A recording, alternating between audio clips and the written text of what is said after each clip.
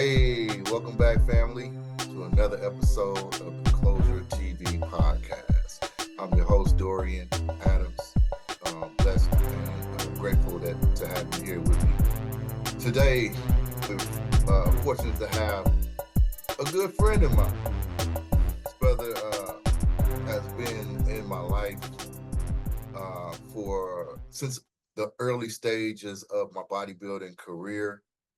Uh, and we've always been thick as thieves. Just to say that, guys, I wouldn't have him on the podcast just because he's my friend. This guy has a serious mindset, a serious history. He'll roll it out for you in some respects. But first of all, guys, I just want to go ahead and welcome God, the Father, the Creator, however you know Him or express Him in your life. I want to invite that being into the conversation and to ask that you allow him to be present in this conversation, that we may speak something that will impart or inspire you as an individual and give you something to take away from and spread into your life, into your family, your community, or whatever. So, moment of silence for that right there.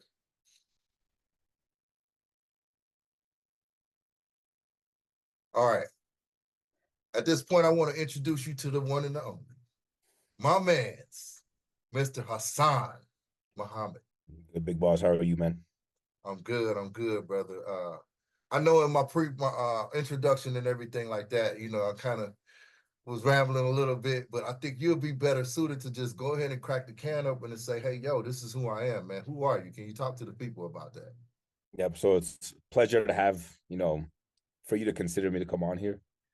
Really appreciate it over here. Still thinking about me and stuff. I know like the text messages or whatever dwill down, but I've been watching you, man. I've been watching you. So, but yeah, man. I mean, Sam Mohamed over here. I think we've known each other for like 12, 14 years now.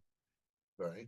And, immigrated coming from Egypt, immigrant families, first time speaking English over here and stuff like that.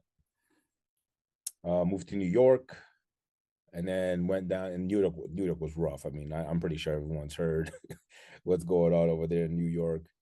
Came to Georgia, a lot of bullying over there, lots of, yep. So I dealt with a lot of like racism and everything like that. I mean, there was still a little bit more in like New York, but nowhere near as nowhere near as much as Georgia.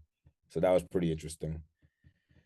Because of that, kind of shunned away from socializing with people and turned into like video gaming, just eating food, got super fat, 300 pounds.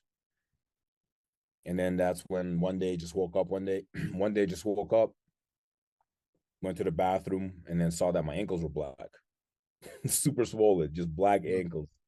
I'm like, I gotta do something about this. So after that, started looking into like, okay, what can I do to start losing weight?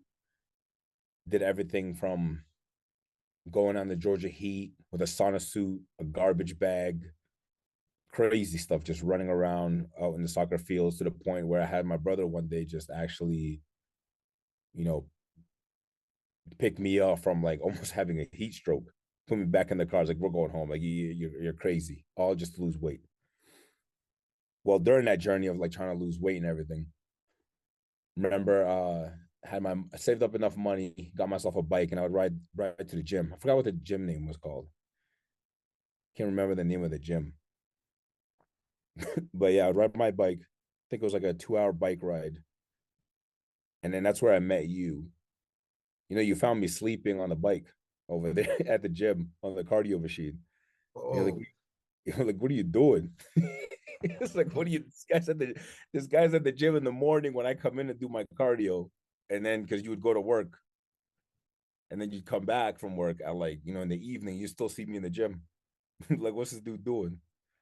But Right. yeah, so that's when you kind of like picked me up from there, and then like taught me like, okay, this is how you properly eat, this is how you train, rest. These are the sets, the reps, and yeah, it just kicked off from there with kind of how I met Dorian.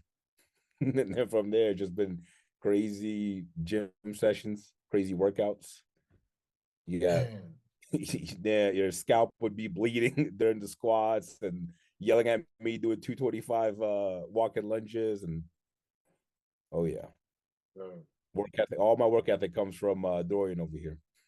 that's crazy, man. I mean, you know what? It's funny because I was like, I wanted to uh slow play the bodybuilding connection, but it's perfectly fine. I appreciate it, man. Just what you said, it took me back a little bit. What you really, really got my attention with the bullying thing. Yeah. I didn't know that about you. You Yeah. know, Never I, really bothered me, but yeah, but I mean, that's an experience. It's an experience. I mean, you call it what it is because that's what it is. And the thing about it, bro, it freaking pissed me off as soon as you said that somebody would approach you like that, dog. The way I know you, humble cat, yep. that's just I'm being 100 with you. That pissed me off to hear that. But and I never knew that. Well, how was that experience for you, man? Well, I mean the way I grew up was a lot of I mean, I love my parents, but it was a lot of abuse. So it was like, but I know the abuse was coming from a good place, I guess, if I were to give it like some sort of reasoning. Then my parents always wanted me to do better. However, that didn't like turn out well. So I think a lot of the bullying, and I'm just like, it's just like it's whatever. It's just an everyday thing for me. You know what I mean? So I think that's why I was able to just like skate by and not really worry so much about it. It's just like another day. You know what I mean? Like, oh well, I guess about to get my ass beat. So it's just like, you know what I mean? Just another day for me. I mean, I would fight back, but it was just the racism thing didn't really get real until I went to high school in Georgia because I was the only like light skinned person in the entire school. Mm, Yep. So only light skinned person in the entire school with like wavy curly hair. And the other kids did not like that at all. I actually got jumped. I got jumped by 5 dudes because the girls like I would really like a foreign guy. right. And I told them I was from Africa, but a lot of them are like, yeah, you're not African. You're way too white to be African. Right, and they're not making the connection Egypt XYZ, right? And how old were you when you left Egypt? About 6, 7. Yeah, Yeah. yeah, yeah. And I'm gonna tell you, bro, because see, this is how you genuine my friendship with you is. I never knew you was from Egypt until you told me your favorite bodybuilder was Big Ramy, and I never knew nothing about him until you said something, right? Yeah. I just knew that's my dog right there, you know. And so that was like revelation right there. I'm like, oh damn. Like, cause I'm like, why are you on this dude? Why are you thinking he gonna win the Olympia and all of this? Right. I remember that. I remember that. But Yeah. yeah, so you moved over when you were 6. So how many languages you speak? I mean, at first it was 3, so English, French, and Arabic. But now I lost the French, and then my Arabic is pretty broken now, just mainly English. You don't speak sign language? Nah, I mean, we could create like our own little gang signs and like give them Those but some that's third it. base coach hand Yeah, signals, yeah, right? yeah, But no, that's dope. That's dope. I've always been interested in learning multiple languages. Um, because I do have a passion for communication. You oh yeah, know, I feel like the world is too diverse for me to be walled off in one tongue, and then I'm just sitting here yeah, literally not being able to understand what somebody else is trying to express or learn their history or whatever it is or their culture because I can't communicate with you. You yeah. know, uh, but yeah, that's dope. And so New York, so that was wild. You were still real at a formidable age then, right? Yeah, I mean, like over at like in New York or in Georgia. New York, because so high school was Georgia. Yeah, yeah, yeah, yeah. So I mean, New York was good. I mean, I like I don't remember much of it, I just know majority of New York was me trying to like learn the culture, learn English and stuff like that. And then obviously like being in like the ESL classes is what they called it over there, where like, Mhm. the foreign kids that can't speak English in that class to like learn the basics or like having a hard time learning, which I definitely had a hard time learning. I was just more into like trying to get in trouble and stuff. And so, hold on, bro. Yeah, I feel you. But the teacher is trying to teach multiple students from different cultures one language. They all trying to teach you English, but did they have different ethnicities and people that were not necessarily speaking Egyptian or whatever? What you get what I'm saying? How did the teacher Yeah, bridge the communication gap? that's a really good question. I didn't even think about that until right now. But yeah, we had different ethnicities in the classroom. We'd have different cultures in there, and I just know I like this is A, this is B, this is C, and they'd bring out colors and like fruits or whatever, and that was it. It's just that's how we were learning. Yeah, that's But interesting, man.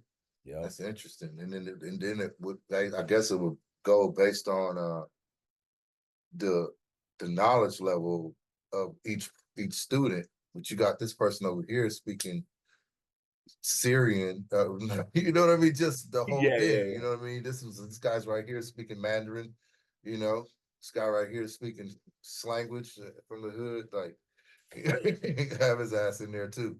But no, yeah. yeah, no, that's pretty interesting, man. Yeah, I always saw you as like damn near overachiever in a way. Like, bro, anything I ever seen you put your hands on, you just accelerated, and it was just freaking unshakable determination. You know, that's the one thing that I was like, bro, I'm telling you, I've probably told you more than once that if I end up turning a pro bodybuilder and I never had the resolve and the discipline you had to train and eat your meals and stuff like that. I've never even had it. I still to this day haven't. And you do that like on a consistent basis. And that's dope. Um, listen, I mean, what you got going on now? It's been some years just passed by. Yeah, so pretty much finally got the courage to do my first bodybuilding show. That was 2 years ago.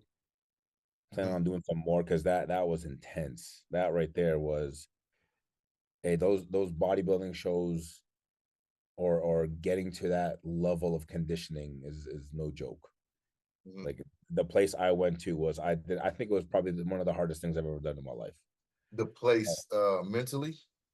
Both physically and mentally. Mhm. Uh, my coach pretty much like really, really ran me through the ground. There was like points where I had to like I would just sit in the car because I had no energy to like get out of the car. There Mhm. was whenever I would take a shower, the water hitting me felt too heavy for me to stand. That's how bad that it was. It was just like, man, it was to the point where like people at the gym like, yo, you really need to go get a refeed. I'm like, nope. Coach said no. I'm not getting a refeed. It's like you really need to like go eat something because you look like you're about to die. I was like, I don't care. I'm gonna keep going until my coach says I can have more food or whatever. But Right. Mhm. yes, there was that, and then I joined the military. 2017. I think that's when I believe you headed out to California by then, right? Mhm. Um, yeah, I joined the military, and that right there was huge turn in my life. Like there was a lot of things that uh altered like my perspective or like my mindset in like a lot of different ways. And yeah, now I'm here, moved to Colorado, still in the Okay. military, still bodybuilding, still eating my 6 meals every single day. Same thing every single day. And drinking my 1 to 2 gallons of water every single day. Nothing has really like changed as far as like my routine, other than like just going to school, uh, associates done, bachelor's is done, and now working towards my master's now. So, Okay. Okay. but Yeah. yeah, we just keep going. But I feel no like You know what I mean? I always feel like there's another wall to cross Yes.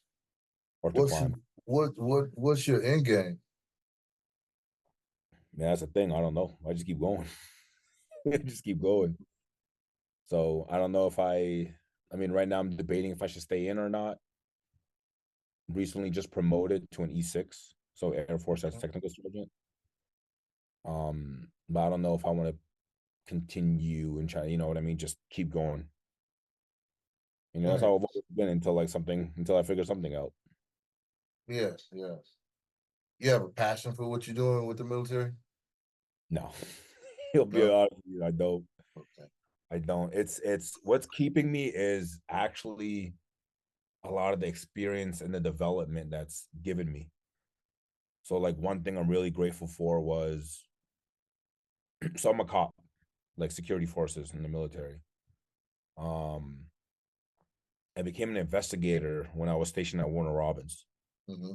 And the reason I became an investigator or applied for that position is because I knew I had because you were talking about communication, and I hate talking to people. Like it was only you and that the only people I would even text, talk to, or whatever. But like other than that, I was extremely introverted, Hmm. super shy. Like I couldn't look up anybody in their eyes, or like when a girl talks to me, I shut down. So that's how it was. So I'm like, all right, you know what? I gotta figure some way to be better at speaking. So I applied to be an investigator, and that right there just it felt like I was getting ripped in half doing that job. Yeah. I felt like I was being ripped in half because those guys really forced me to learn how to talk to people in such a short amount of time too. And you know, when it's super uncomfortable, you develop faster from what I've like learned from all of this. Hmm. Like you shorten your development time when something is like super hard for you. I feel like you shorten the time it takes for you to get to where you're at or where you want to get to. But yeah, man, like if I had never became an investigator, this podcast, I'm like, nah, I can't do it. Like there's no way. There's no way. I But mean, that's crazy, man. yep. And like to kind of give you a better perspective how bad I was with communication or like talking to people when I play video games. I would be too shy to talk on the mic with strangers. Hmm.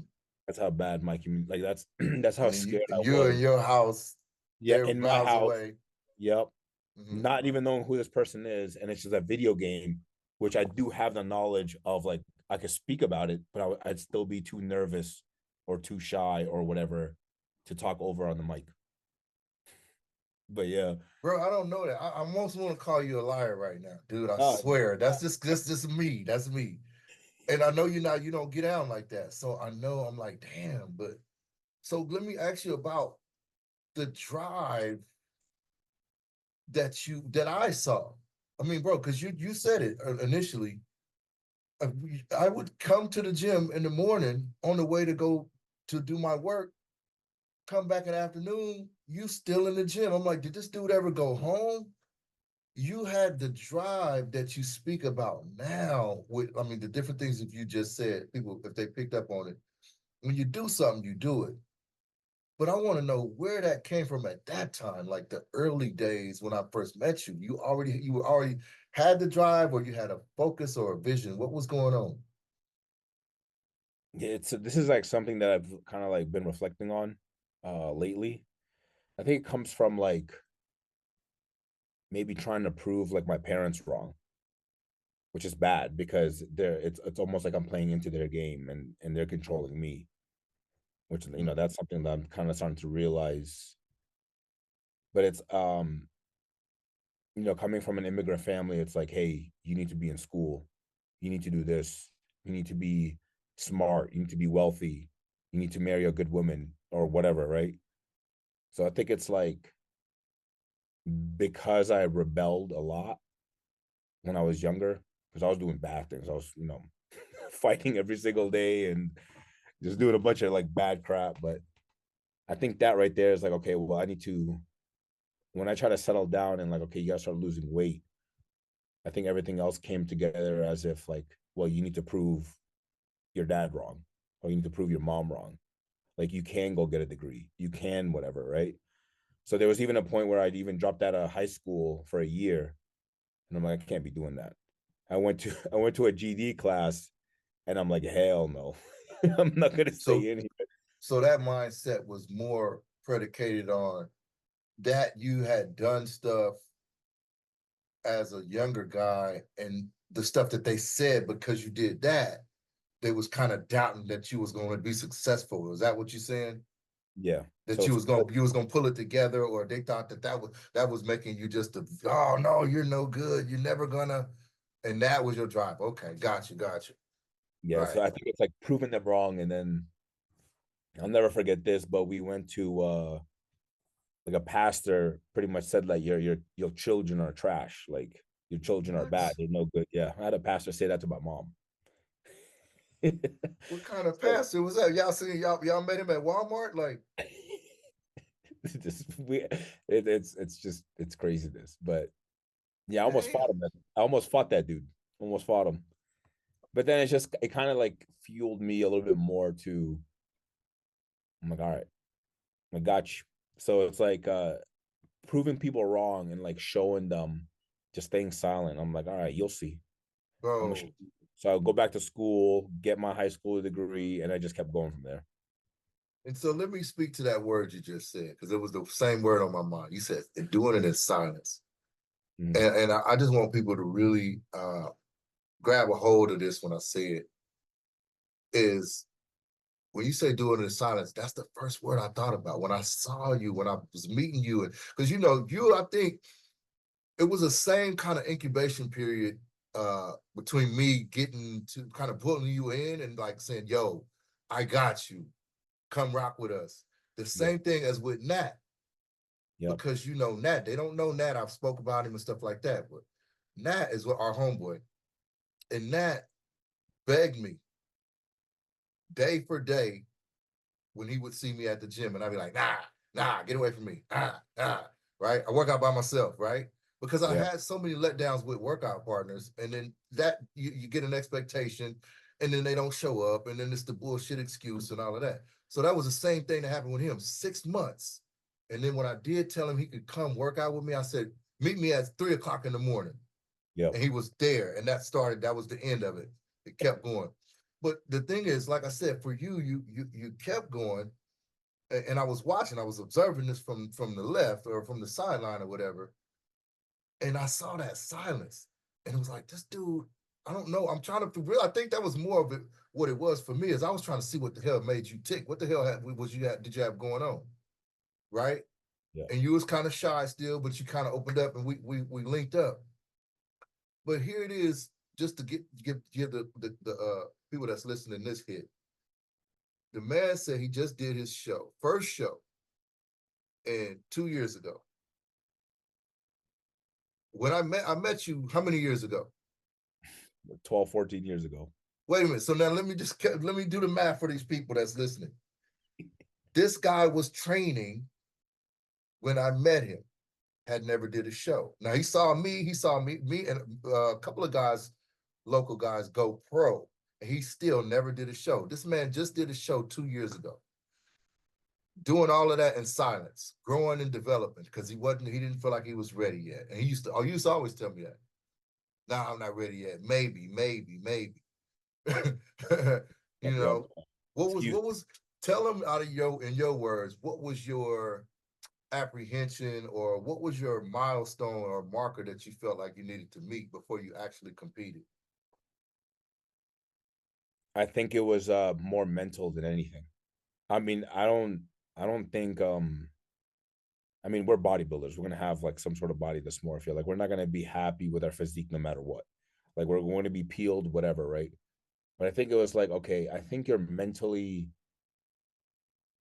in that spot now where I feel like you could get on stage, you know what I mean, not be shy or whatever, and it's just like run through that challenge. Like you can't keep saying you're gonna do something and then just like, no, I'm just gonna wait, maybe or whatever.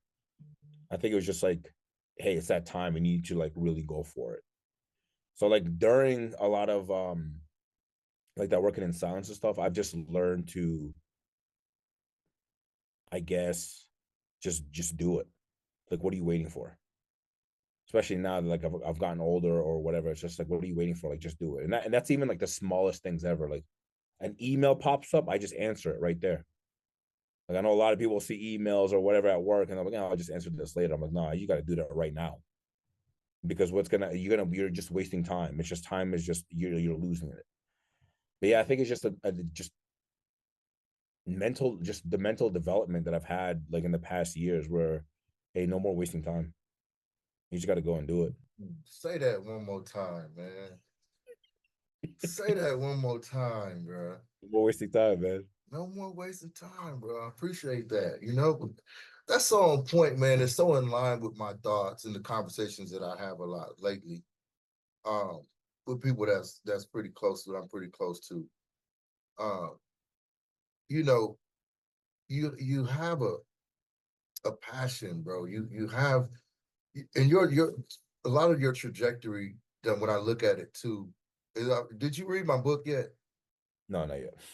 So here's the deal. Since I'm glad you didn't, because this is gonna be, I'm not gonna spoil it, but in my book I outlined how God literally, I feel like He kept my mouth shut as a kid.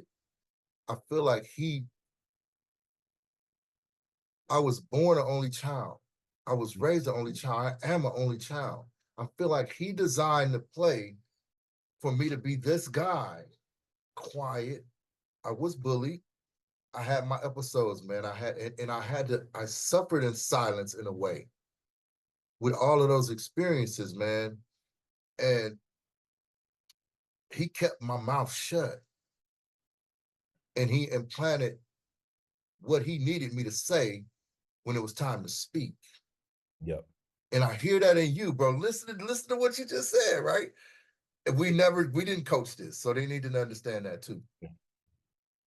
When He said it's time to speak, I have something to say now, right? And I'm gonna say it with conviction, right? So I'm listening to you, and I'm like, damn, if that ain't similar as crap, like that uh you had that same experience, you know, when like you said, the suffering, the silence. Yeah. You was on a gathering mission. You was gathering information. Yep. And I know that about you too. You don't sit there and just randomly talk. You don't fire off Never. weak Never. shots, right? Never. Man, come on. It's like this is a catch-up session in a way, you know what I mean? But at the same time, it's crazy that I'm making these connections that we never had these conversations or this conversation. Man, what are, I'm still the same exact way in like in the military too at my job. mhm, Like as soon as I get what's crazy is when I joined the military, it almost felt like a restart of my life. Because obviously like my name's Hassan Mohamed and I'm in the United States Air Force. You know mhm. what I mean? So Officer Muhammad, tell him to get it right. right. So like my first base, there was a lot of racism. Mhm, Yep. So it's like my career so far hasn't been easy. Like a lot of people that I've met or like seen here like throughout the years, my career feels like I'm swimming through rocks, while others it feels like they're just, going through the clouds, getting things like easier or whatever. But yeah, I think like you said, God has a way to like, all right, I think it's time for you to talk, right?